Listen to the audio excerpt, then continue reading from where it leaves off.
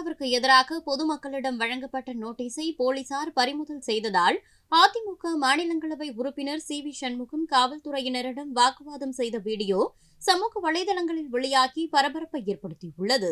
நிர்வாகத்தின் மீது அதிகாரத்திலே யாரெல்லாம் அந்த ஜாபர் சாதிக்கின் தொடர்பு இருந்தார்களோ, குறிப்பாக காவல்துறை அதிகாரிகள், அவர்களை கண்டிப்பாக விசாரிக்கப்பட வேண்டும்.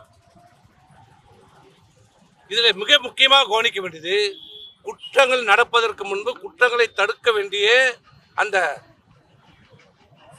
குற்றங்கள் எங்கெங்கே நடக்கிறது, யார் யார் செய்கிறார் என்பதை ஆராய்ந்து விசாரித்து அரசுக்கு தகவல் கொடுக்கக்கூடிய அந்த இன்டெலிஜென்ஸ் உளவுத்துறை முற்றிலுமாக பொய்த்து போயிருக்கிறது. முற்றிலுமாக செயலிழந்து போய் நான் சொல்ல மாட்டேன். அது ஒரு குடும்பத்தினுடைய உளவுத்துறையாக மாறி இருக்கிறது.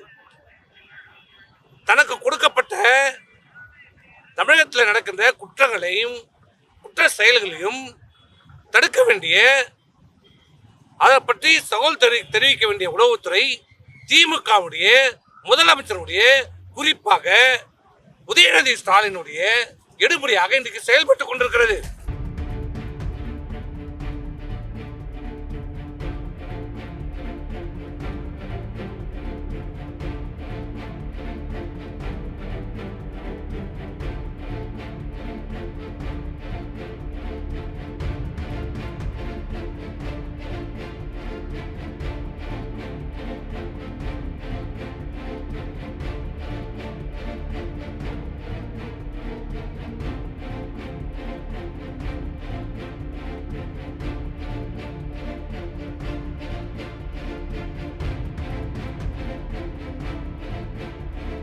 செய்திகளை உள்ளது உள்ளபடி தெரிந்து கொள்ள ரெஃப்ளெக்ட் நியூஸை சப்ஸ்கிரைப் பண்ணுங்க.